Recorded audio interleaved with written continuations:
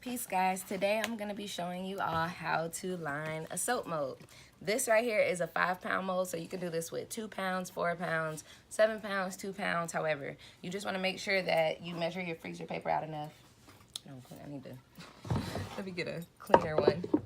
All right, so yes. So it's really easy to line the mold. I just want to show you guys.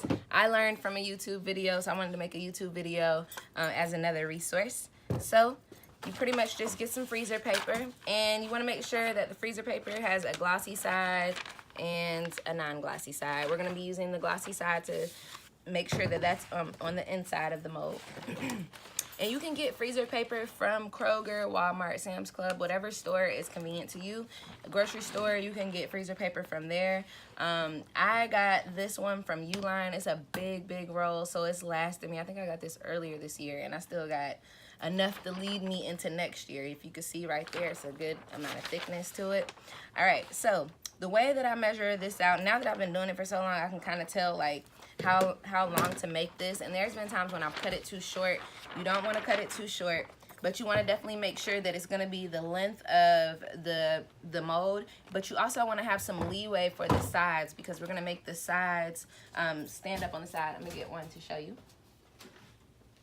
So this is one that's already done here, and so you see how the sides are just up a little bit taller, so you just want to make sure that it's long enough for the sides. Times when I've made it too short, it's just like the sides have been too short here, and of course you know I need to fill the whole thing up with soap, so that's no bueno. Just want to make sure that you get it to a good size. And my husband gave me the great idea to be able to reuse my liners, because I was getting annoyed with like throwing these away after I got done making soap, and it was just like a waste of money and waste of paper. And so you can actually reuse these if it doesn't get messed up inside too bad. And you can reuse it, I would say, like once or twice, maybe 3 times if it works that well.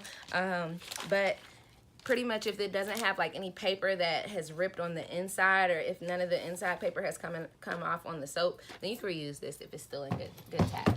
Okay, so pretty much just eyeball. I eyeball. If you don't want to eyeball, you can always just place it over there and just make sure that it's going to be enough to cover the sides. Put a slice off from here. You gotta have a good fingernail for this, okay? Good fingernail. If you don't have a good fingernail, you're gonna have to make another way. You can use a pen top or something possibly, but you gotta have a good fingernail for it, okay? So from here, you just take it and indent it. And I just keep my hand pressed over the top to make sure that make sure it doesn't slide off. So I make sure that I'm getting the right dimensions for it, okay? So once it's done, this is what it looks like. As you can see, that rectangle in there. And so from here, we're going to define the indents more and just fold it, okay? So you're gonna be folding it all of the ways. It's not gonna stay folded, just gonna be folding it along the lines. I'm letting it back open.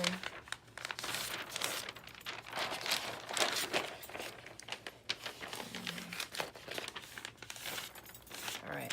Now this part is very important to remember, because I've noticed in like workshops that I do that, you know, often people will cut it the wrong way. You do not cut this right here. We're not cutting. The reason why we don't cut that side, we're gonna cut this side, just so you know. The reason why you don't cut that side is because your liner should fold into it like this, okay? To make a box, to make a rectangle, a box, okay? So you cut the long sides. You don't cut the end cap sides, okay? So just go through, cut these long sides here.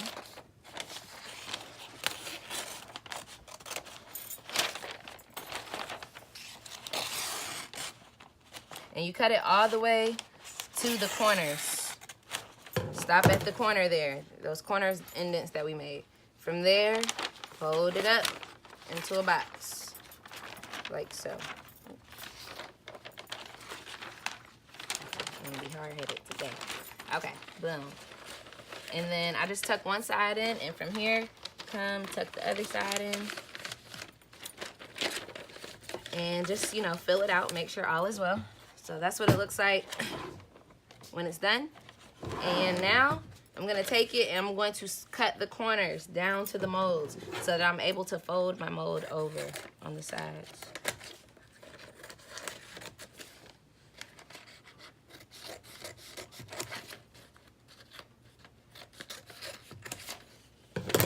All right, now that we have those cut, you can take the sides down and just fold it. Fold it on down.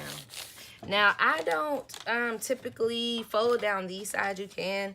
I don't typically fold down these sides, but I just really make sure that these sides are folded down. So, like when I go to pour, all is well. Some people take Scotch tape or masking tape and tape the sides down. I don't, just because that's an extra step, and I make like 23. I do like 23 molds at a time, so I don't want to go through and tape them off. And two, it makes for easier, for me, when it comes out, it's already loose like this. All I have to do is grab the sides to pull the soap out once it's done after the 12 to 24 hour period. And then you can just peel it off on the sides, okay? And you just peel it off slowly so that you can possibly reuse your mold. And then if it has like any caked up soap on your liner, once you try to reuse it or anything, just take like a wet cloth, or I use like some scissors for a scraper or something to scrape it off, a butter knife or what have you, any kind of like inside soap residue if you're trying to reuse it. But this pretty much is a brand new soap mold liner right here, and that's how you do it. Peace. Thanks for joining me.